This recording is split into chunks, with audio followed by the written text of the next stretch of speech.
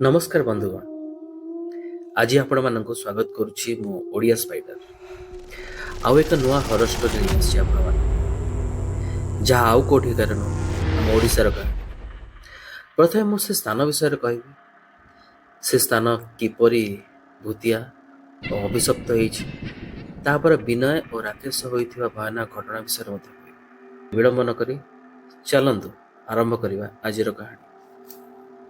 तो ये कहानी हूँ ओडिशार खोर्धा जिलार मंगलजोड़ी इलाकार थिबा अभिशप्त गछ शुणा मिले जो 7-8 जन लोक प्राण हर सारी।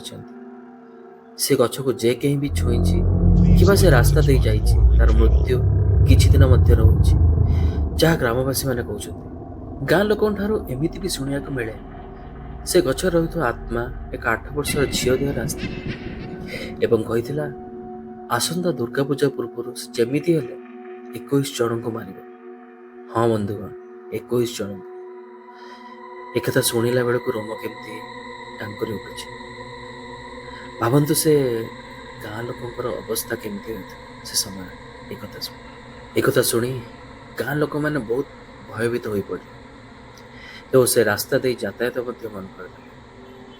एमती कि संध्या 6टा होला परे कहीं से गाँव रू बाहर को बाहर भी नथिले। समस्त दुकान बजार मठ मंदिर सबकि बंद कर दे जाता। से भय एमती कि किछि लोक गाँ छाड़ी पलैले जे जार संपर्क पाख आउ कहीं तो घरे ताला पकई अन्य राज्य पलैले किछि कामर संधान। एते गला गछर कहानी। एबे ए कहानी हूँ विनय और राकेश जे मृत्यु मुखर अल्पके बढ़ती जाइए। बोधे बंची थे अन्य मानक सतर्क करने से प्रेत विषय से कहानी अन्य मानक बखाणिया। चलतु बंधु शुणा विनय और राकेश से दिन कहानी। से दिन विनय और राकेश ट्यूशन रू फेरु फेरु 8टा ରୁ 9ଟା हो जाइଥିଲା। दे गोटे साइकेल फेरुथिले। विनय साइकेल चलाउथिला तो राकेश पछपट बसता। वर्षा पाई गाँव मुख्य रास्ता पानी भरी जाइଥିଲା। सेथिपाई दुहे भाबिले अन्य रास्ता दे घर को जीवा। हेले विनय बारंबार बारण करुथिला से रास्ता दे जीवा। हाँ, से रास्ता आउ किछि न से रास्ता रे से अभिशप्त गछ पड़े। से कथा विनय बहुत भल भाव जानी। किंतु राकेश और विनय पाखर अन्य कौन चारा ना से गछ रास्ता दे न जीव। राकेश कहला से सब मन गड़ा कथा नहले गछ केबे काहाको मारिछि ना मारिबो। गोटे राजा हस दे कहला तू बस पछरे मु चलाउछि साइकेल। विनय न चाहिए भी ता पाखरे आउ किछि उपाय नथिला। राकेश रो कथा मानिबा ही तार लास्ट ऑप्शन थिला। विनय और राकेश दुए चलुथांती साइकेल रे से जंगल रास्ता दे। राकेश कहला विनय जोर एक लगिलानी इस साइड रे चलनो साइकेल रखी टिके सारी दे आसीबा। किंतु दुई की जना नथिला जे से एक करने को जाइथिबा गछ तळ आउ को गछ नुहे से अभिशप्त मनीष क्या प्रेतर गछ। राकेश और विनय निज काम सारी बाहर ले घर। राकेश विनय को कहला अरे साइकेल चाबिटा गछ तଳେ पड़गला बोधे मु नहीं के आसुची तू आगे आगे जा साइकेल पाख। विनय साइकेल पाख जाई राकेश को अपेक्षा करने को लगिला। 2 मिनिट गला, 3 मिनिट गला, 5 मिनिट गला, राकेश रो देखा नहीं। ठीक सही समय रे विनय को लगले जमती ताको कि गछ पछ डाकुची। विनय चाबी एठी अछि ए चाबिटा तुमर कि साइकेल चाबी पर लागुची। विनय को टिके टिके भय लगिलानी से कारण एक तो राकेश रो देखा नहीं ଓ ଆଉ କାହାର ସ୍ୱର ଶୁଭୁଛି। ସେ ପୁଣି ଗଛ ପଛପଟୁ, କାରଣ ସେମାନେ ଯେତେବେଳେ ଗଛ ପାଖକୁ ଯାଇଥିଲେ ସେମାନେ ଦୁଇ ଜଣଙ୍କ ଛଡ଼ା ଆଉ କେହି ନଥିଲେ ସେଠାରେ। ହଠାତ୍ ହଠାତ୍ ଏ ତୃତୀୟ ସ୍ୱରଟା କାହାର?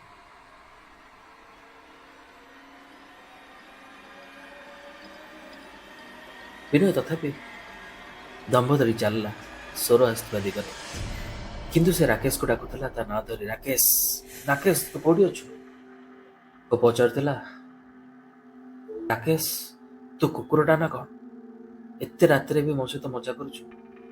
ପ୍ଲିଜ୍ କହିଦେ, ବହୁତ ଡର ଲାଗୁଛି, ପ୍ଲିଜ୍ ପଳେଇ ଆସ। ଠିକ୍ ସେଇ ସମୟରେ ଚାରିଆଡ଼େ ସୁନସାନ ହୋଇଗଲା। ଓ ବିନୟ ଦେହରେ ବରଫ ପରି ଶୀତଳ ପବନ ଦୁଲକାଏ ଦେହରେ ବାଜି ଚାଲିଗଲା। ଲାଗିଲା ଯେମିତି ତା ପଛପଟେ କିଏ ଜଣେ ତୀବ୍ର ଗତିରେ ନିଶ୍ୱାସ ପ୍ରଶ୍ୱାସ ନେଉଛି।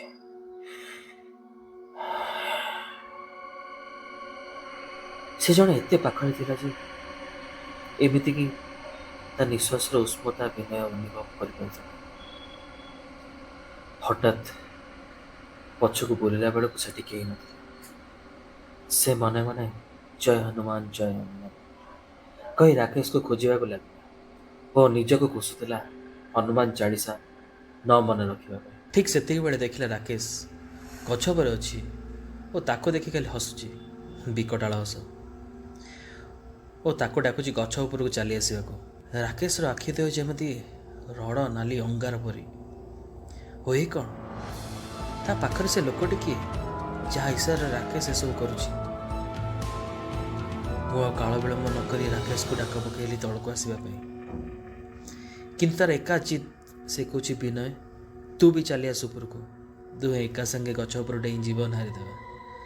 ଓ ତା ବଦଳରେ ଆମେ ଏ ଗଛକୁ ତାର ଦେଇଥିବା କଥା, ହଁ 21 ଜଣଙ୍କର ମୃତ୍ୟୁ ପୂରଣ କରିବାର ସାହାଯ୍ୟ କରିବା।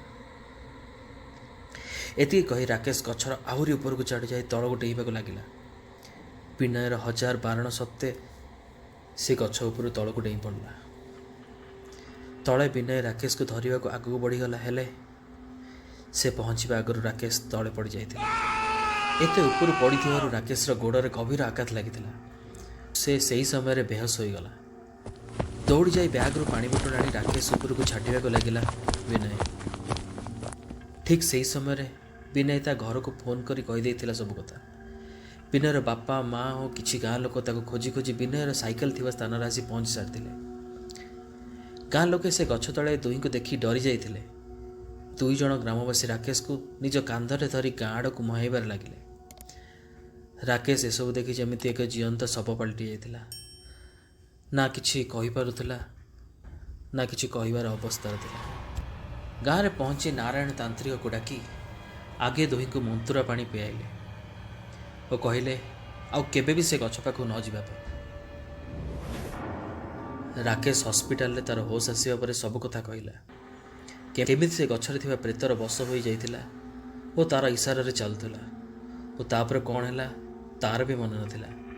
ସେ କେମିତି ଗଛ ଉପରକୁ ଗଲା, ସେଠୁ ସେ ତଳକୁ ଡେଇଁଲା, କିଛି ବି ମନେ ନଥିଲା ତାର।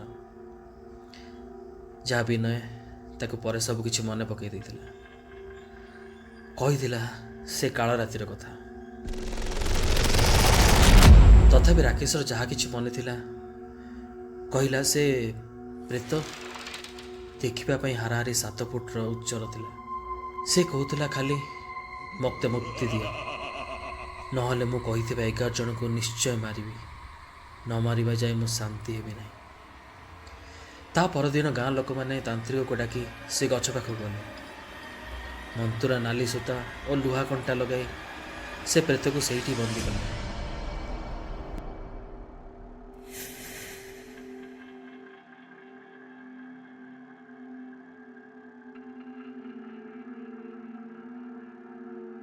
ଓ ଗଛ ଚାରିପଟେ 4 ହାତ ଛାଡ଼ି ଏକ ଲୁହାର ଚେରି ବନେଇଥିଲେ ଓ ସେଥିରେ ଲେଖିଥିଲେ ଅଭିଶପ୍ତ ଗଛ। ଏକୁ କେହି ଛୁଇଁବ ନାହିଁ କିମ୍ବା ଲାଗିଥିବା ସୂତା ଓ କଣ୍ଟା ନ କଢ଼ିବା ପାଇଁ ବାରଣ କରିଥିଲେ। ତା ପରଠୁ 7 ଦିନ ଯାଏଁ ବିନୟ ଓ ରାକେଶ ଦୁହିଁଙ୍କୁ ଜ୍ୱର ଓ ବାନ୍ତି ଲାଗି ରହିଲା। ଧୀରେ ଧୀରେ ହସ୍ପିଟାଲ ଯାଇ ସେମାନେ ଭଲ ହେବାକୁ ଲାଗିଲେ ଏବଂ ତାଙ୍କ ସହ ଘଟିଥିବା ଘଟଣା ସମସ୍ତଙ୍କ ସହିତ ପୋଷଣ କଲେ। ଏବେ ସେ ଶପଥ ନେଲେ କି ଆଜିଠାରୁ କୌଣସି ଗଛ ତଳେ କେବେ ବି ମୂତ୍ର ବିସର୍ଜନ କରିବେ ନାହିଁ। ହଁ, ଆପଣମାନେ ବି ମନେ ରଖନ୍ତୁ, କେବେ ବି କୌଣସି ଗଛ ତଳେ ଯଦି ଆପଣ ପରିସ୍ରା କରିଥାନ୍ତି ତେବେ ଆଜିଠୁ ବନ୍ଦ କରନ୍ତୁ। କିଏ ଜାଣେ କେତେବେଳେ କିଏ ଚାଲି ଆସିବେ ଆପଣଙ୍କ ସହ। ଏହା ଥିଲା ଆଜିର କାହାଣୀ। ନୂଆ ଅଧ୍ୟାୟରେ ଆଉ ଏକ କାହାଣୀ, ଆଉ ଏକ ଭୟଙ୍କର ଘଟଣା ଆପଣଙ୍କ ପାଖକୁ ଆସିବି। ସେ ପର୍ଯ୍ୟନ୍ତ ଖୁସି ରୁହନ୍ତୁ। ଆଉ ହଁ, ହନୁମାନ ଚାଳିଶା ଘୋଷି ନିଅନ୍ତୁ, କିଏ ଜାଣେ କେତେବେଳେ କାମ ଆସିଯିବ। ରହୁଛି, ଧନ୍ୟବାଦ।